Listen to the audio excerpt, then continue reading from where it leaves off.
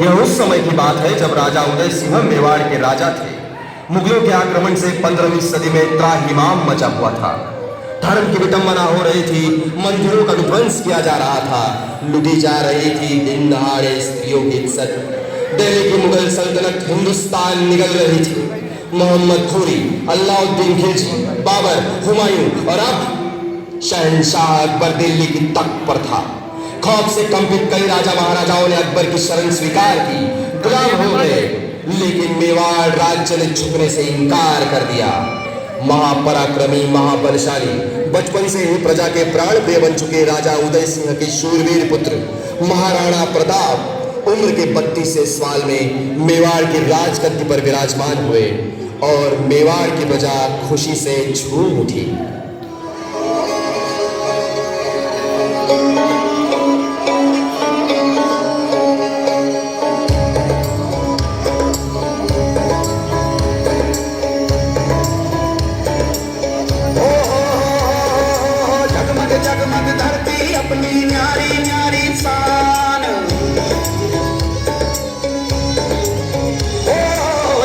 जगमग धरती अपनी न्यारी न्यारी शान, कोयल के मोर लगावे कान। झर झर झर झर बहते झरने, कल कल बहती नदियाँ, सर सर सर सर पवन बहे तो खिल जावे सब कलियां। सोने जैसे खेत हैं इसके, सोने जैसे खेत हैं इसके, चांदी से खलियां।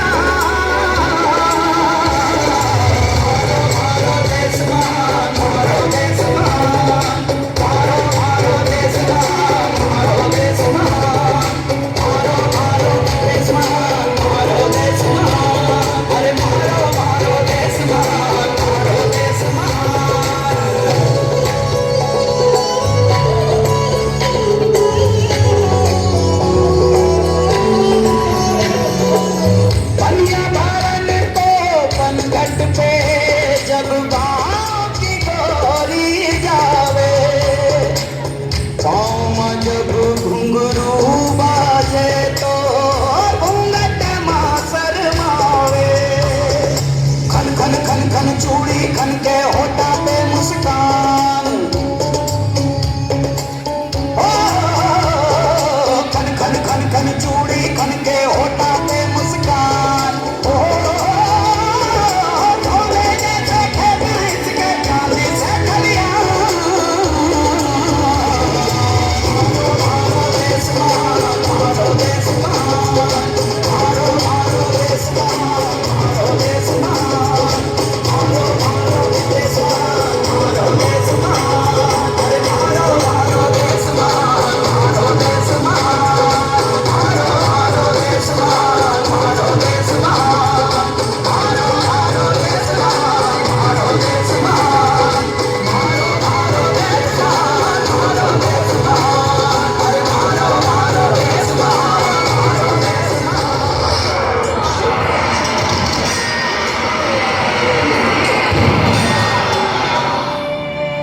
मुगल फौजें हिंदुस्तान में कहर मचा रही थी।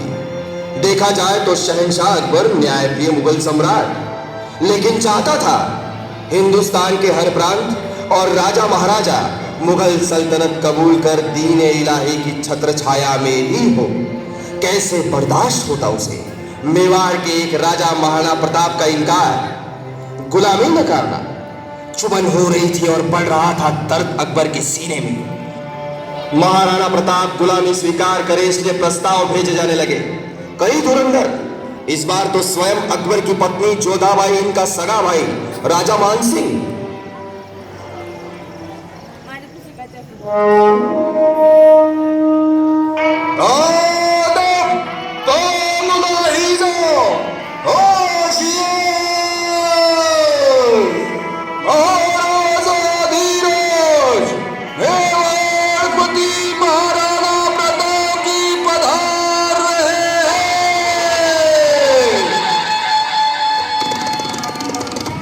प्रणाम।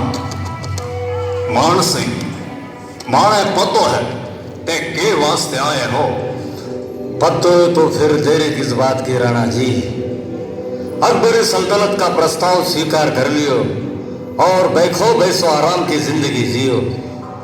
मान सिंह, शत्रु हो आप हमार, पर अतिथि बढ़कर आवे हो, और ये राणा अतिथि शत्रु भी होवे तो स्वागत करे है और सम्मान भी। स्वागत तो कियो राणा प्रताप, पर थारे साथ थारी पंक्ति मां क्यों ना बैठे, यही सोचे है ना। मान सिंह, थारी और भारी पंक्ति मां फर्क है। राणा शहंशाह अकबर की ताकत का तन्ने अंदाजा ना होवे। भारी माने तो प्रस्ताव स्वीकार कर लियो। हम राजाओं की तरह दिन इलाही कबूल करने में ही थारी भलाई है। कर लीजो दिन इलाही कबूल। मान सिंह, आन बान शान और रण का नाम है राणा। इन्हीं के खातिर ये राणा जिए है और मरे भी, और लड़ते लड़ते मरे भी है। तो सिसोदिया वंश की हमारी बहु बेटियां किसी और की ना होवे, जो हर व्रत लेकर अग्निकुंड में स्वयं की आहुति देवे है। कह दीजिए अपने आका से, स्वदेश के खातिर ये राणा हंसते हंसते रण में मरण स्वीकार करेगा, पर गुलामी नहीं। याद रखो मल्लभ मान सिंह है। जा सकते हो आप।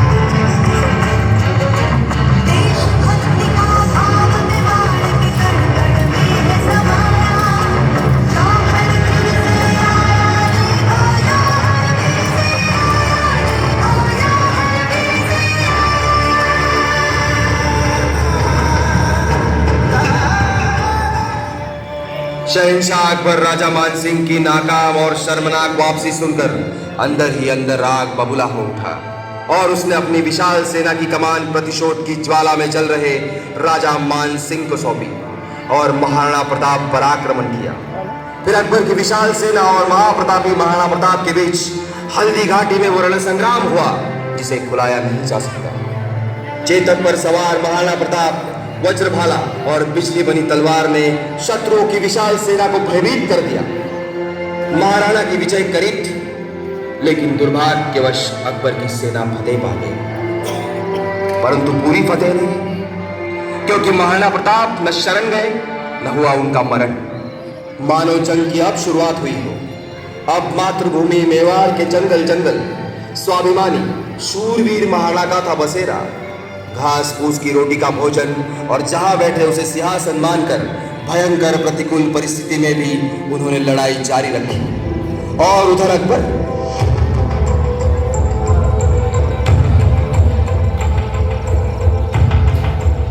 दुनिया दीन इलाही महाबली अकबर के नाम से नवाजती है हमें। हमारी फौज की आहट पाते ही कई राजा महाराजाओं ने ताश कदमों में रख दिए हमारे, और अकबरी सल्तनत हिंदुस्तान के एक छोर से उस छोर तक फैलती गई। शहंशाह अकबर जिंदाबाद, दीन इलाही जिंदाबाद, इन नारों के संग। लेकिन एक जर्रा, आप मेवाड़ का एक जर्रा महाराणा प्रताप जिसका ख्याल आते ही हिंदुस्तान का शहंशाह महाबली अकबर दिल्ली के इस तख्त की हर सीढ़ी चढ़ते हुए हारता है हर रोज पर हिम्मत। फतेह तो नहीं पाई पूरी तरह अकबर की लाखों की फौज ने एक प्रताप पर। ऊपर से शर्मसाई तो इस बात की है कि दिल्ली छोड़कर अजगरी हो गए हम, पर राणा को थम तक नहीं पाए 27 साल। कितने खत गुजारिश के, कितने ही तुरम खा भेजे हमने, राणा बने शरणागत हमारा इसलिए। चाहते ही क्या थे हम राणा से, सिर्फ उसकी शरण। ताश तेरा, सरताश तेरा, पूरा राष्ट्र तेरा, सिर्फ हरा चांद दरा हमारा। लेकिन कबूल नहीं किया प्रताप ने। इलाही जलालुद्दीन अकबर को कोई सबब मंजूर नहीं। ये शहंशाह अकबर खुदा को कबूल होने से पहले शरणागत राणा के कदम इस तख्त के सामने झुके हुए देखना चाहता है। जाओ।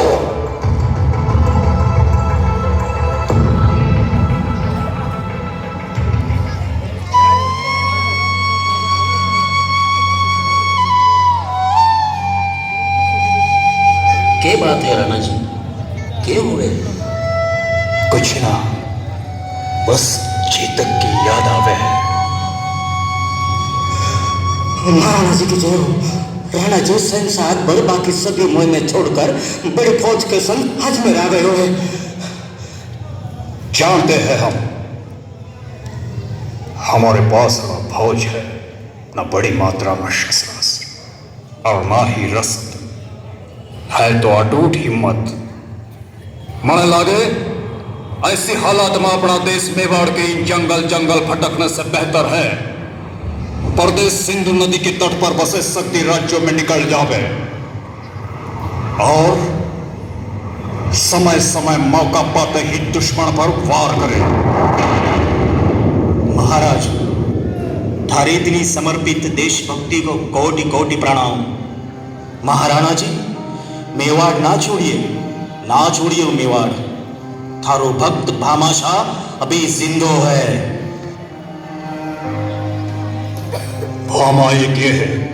राणा जी, ये हमारी जिंदगी भर की सारी धन दौलत, जिससे 12 साल तक 25,000 की फौज बन सके हैं, ये द्रव्य हमारे सारे सरदार और मैं स्वयं आपको अर्पण है। राणा जी, स्वीकार करें। ना भामा जी ना, ये थारो धन है, हम ना ले सके। हाँ है मारो, पर थारे पूर्वजों ने ही बारिश की है इसकी हमार पे। इस संकट घड़ी में ये काम ना आवे तो मारो जीवन व्यर्थ है। मातृभूमि के खातिर आज तक का एक भी बलिदान व्यर्थ न हो। तुम्हारे प्राण प्रिय चेतक का भी यही विनती है हमारी। भामा जी, भविष्य में इतिहास जब भी लिखी जावेगो, थारे बगैर पूरो ना होवेगो। भगवान एकलिंग जी की। अरे साथियों, शत्रु हमारे से भले ही कई गुना ज्यादा ताकतवर क्यों न होवे, अब युद्ध नीतियां बदलकर रण संग्राम को नया आयाम देंगे हम। इस धन से शस्त्रों की तादाद बढ़ाओ, स्वतंत्रता के लिए मर मिटने वाले स्वाभिमानी साथी जुटाओ। हम प्रतिज्ञा करते हैं, जब तक हम मुगलों से चित्तौर आजाद नहीं करते, हम सुख और चैन से नहीं बैठेंगे। भगवान एकलिंग जी की और एकलिंग जी की और